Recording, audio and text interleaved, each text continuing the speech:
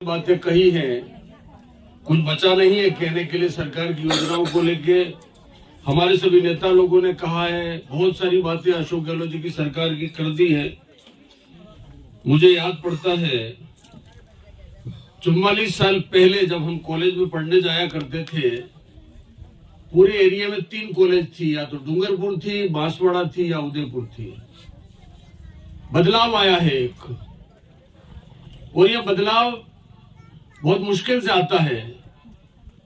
आप जानते हो 2018 में आपने आशीर्वाद दिया अशोक गहलोत जी को। हमने जनता से वादे किए, उन वादों को पूरा करने का कोशिश हमने पूरा किया।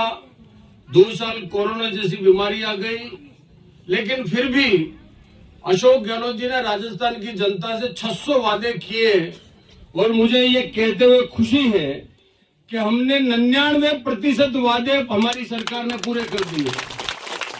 कुछ बचा नहीं है। जैसा गणेश गोगरा जी ने कहा, अशोक गहलोत जी ने कहा कि आप मांगते मांगते थक जाओगे, हम देते देते नहीं थकेंगे। गणेश गोगरा जी ने कॉलेज मांगी, गणेश गोगरा जी ने तहसील मांगी, गणेश गोगरा जी ने पंचायत समिति मांगी, गणेश गोगरा जी ने पुलिस थाने मांगे, गणेश गोगरा जी ने ग्राम पंचायत मांगी। गणेश गोगरा ने जो मांगा, ये तो खुद ही गणेश थे, तो भगवान को तो हाजिरी लगानी पड़ती है। अब गणेश का नाम लिए बगैर तो काम हो नहीं। इसीलिए मैं समझता हूँ आप सब लोग खुशकिस्मत हो, आप सब लोग भाग्यशाली हो। आपको एक अच्छा नौजवान नेता मिला है गणेश गोगरा के रूप में, जिसने आपकी पीड़ाओं को समझा है, आपके दुख दर्द को समझा है। आप जानते हैं अभी देश की स्थिति बहुत खराब है। एक तरफ खाली भाषण देने वाला काम चल रहा है, और एक तरफ जनता के काम में हमारी सरकार लगी हुई है। एक तरफ तो कहते हैं भाइयों और बहनों, और हम कहते हैं आपके हित में काम चलाएंगे, आपके हित में काम करेंगे। देश की स्थिति मैंने बताया आपको बहुत नाजुक है। आज ही अशोक गहलोत जी ने हमारा जो मानगढ़ धाम है, जो आदिवासियों की शहीद स्थली है, वहां 100 करोड़ रुपया आज उन्होंने घोषणा कर दी। ऐसी कई योजना है अशोक गहलोत जी ने। बच्चा पैदा होता है वहां से लेके और उसके अंतिम संस्कार तक कोई कार्यक्रम, कोई योजना अशोक गहलोत जी की सरकार ने बाकी नहीं रखी। यहाँ तक कि इंसान तो ठीक, अशोक गहलोत जी की सरकार ने जानवरों तक को नहीं मरने दिया। कोविड में जब कोरोना का समय था, जब बुरी स्थिति थी, तब जंगलों में जाके जंगली जो पशु हैं, जो जंगली जो पक्षी हैं, या जो हमारे जो कहते हैं कि वो निरीह जो प्राणी है, उनके जीवन को बचाने के लिए भी बहुत सारे काम किए। आप जानते हैं, मैं गणेश गोगरा जी आपको कहना चाहता हूं, जब मैं राजनीति में आया था 1980 में, यहाँ रमन भाई सरपंच हुआ करते थे, वागदेरी में धुड़ा भाई सरपंच हुआ करते थे, सतीरामपुर में उदयलाल जी सरपंच हुआ करते थे। पूरा ये एरिया था, हमने उस समय देखा। और मुझे कहते हुए आज खुशी है, वो हरदेव जोशी जी का समय था जब पूरे जिले में विकास के लिए 40 और 50 करोड़ रुपया अलॉटमेंट होता था। और मुझे खुशी है कि राजस्थान के मुख्यमंत्री अशोक गहलोत जी ने एक एक ग्राम पंचायत को 500 करोड़ रुपया दिया है। आप अंदाज लगाइए किस तेजी के साथ राजस्थान के मुख्यमंत्री अशोक गहलोत जी गरीब को आगे बढ़ाने के लिए, किसान को आगे बढ़ाने के लिए, दलित का जीवन स्तर सुधारने के लिए, आदिवासियों को मुख्य धारा में लाने के लिए पूरी ईमानदारी के साथ काम कर रहे हैं। आप जानते हो राजस्थान के मुख्यमंत्री जी को 4 बार कोरोना हुआ, लेकिन उन्होंने कोरोना की बीमारी के बावजूद भी 18 घंटे जनता के बीच बैठ के काम किया है। आपके दुख दर्दों में भागीदारी करने का काम किया है। जब दिल्ली वाले लोग बड़ी बड़ी बातें कर रहे थे, यहाँ पैसा नहीं भेजा, राजस्थान का बजट नहीं भेजा, राजस्थान के हक हिस्से का पैसा नहीं दिया, इसके बावजूद भी हमारे मुख्यमंत्री जी ने बेपरवाह होके, कभी परवाह न करते हुए आदिवासी की योजनाओं, आदिवासी लोगों के कल्याण की योजनाएं बनाई, दलित लोगों को मुख्य धारा में लाने का काम किया। आज आप जानते हैं एक अमीर और एक गरीब के बच्चे के बीच में कितनी खाई थी।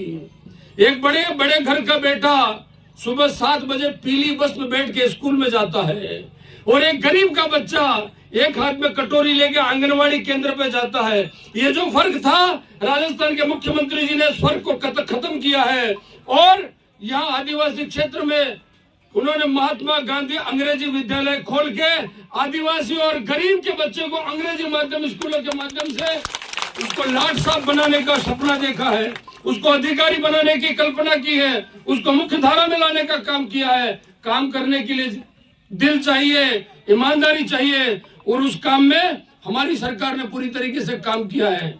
आज अशोक गहलोत जी के साथ गणेश गोगरा जी पूरी जिम्मेदारी के साथ, ये गणेश गोगरा जी से अशोक गहलोत जी बहुत प्रेम करते हैं, और मुझे कहते हुए खुशी है कि न केवल अशोक गहलोत जी, हमारे देश का नेता राहुल गांधी गणेश गोगरा जी से बहुत प्रेम करता है।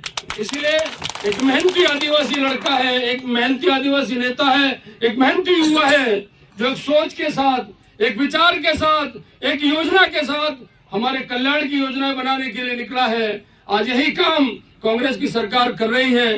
कई कल्याणकारी योजनाएं राजस्थान की सरकार की बनी है।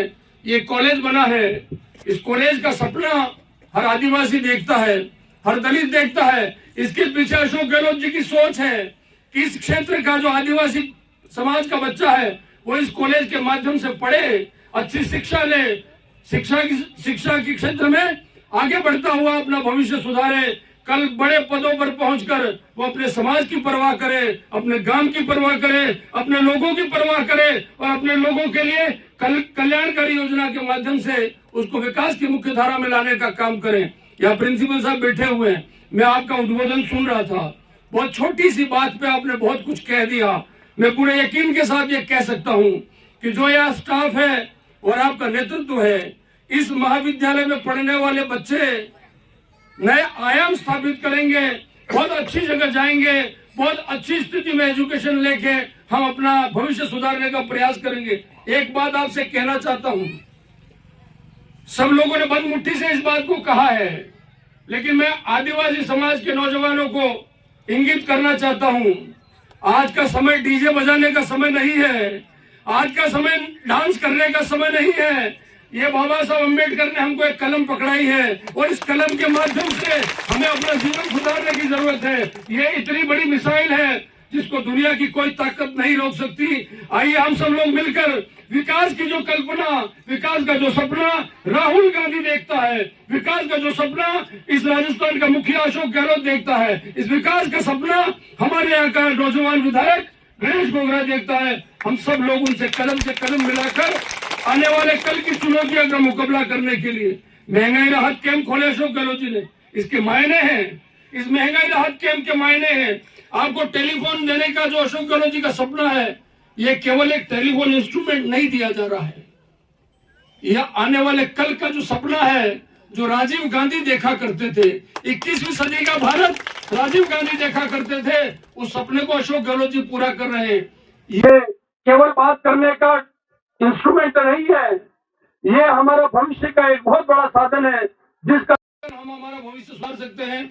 हमारी नौजवान पीढ़ी के लोग गणेश गोगरा जी को अपना आइकन बनाए, हमारे जो नौजवान लोग हैं उनको आइकन बनाए, हमारे जो अधिकारी जो हमारे हित की बात करते हैं, हमारे कल्याण का सपना देखते हैं, हम सब लोग मिलकर आने वाले कल में जब राजस्थान में वापिस चुनाव का समय आएगा, आपको याद रखना है कि अशोक गहलोत जी ने बुरी स्थितियों में, विपरीत परिस्थितियों में आपके कल्याण की योजनाएं बनाई है, आपके घर को खुशहाल करने का सपना देखा है, आपका भविष्य सुधारने का सपना देखा है।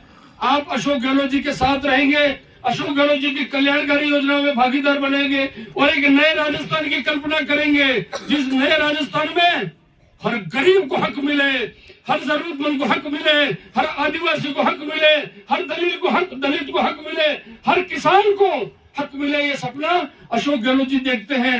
मैं समझता हूं कि गणेश गोगरा जी बहुत नौजवान हमारे जागरूक नेता हैं, राजस्थान की विधानसभा में बहुत मजबूती के साथ हमारे क्षेत्र की आवाज उठाते हैं। कई बार आपने सरकार के खिलाफ भी आंदोलन किया, ये बहुत बड़ी बात है। अपनी सरकार के खिलाफ बोलना बहुत बड़ी बात होती है, लेकिन फिर भी उन्होंने आपकी भावनाओं को देखकर अपने पद की परवाह नहीं की।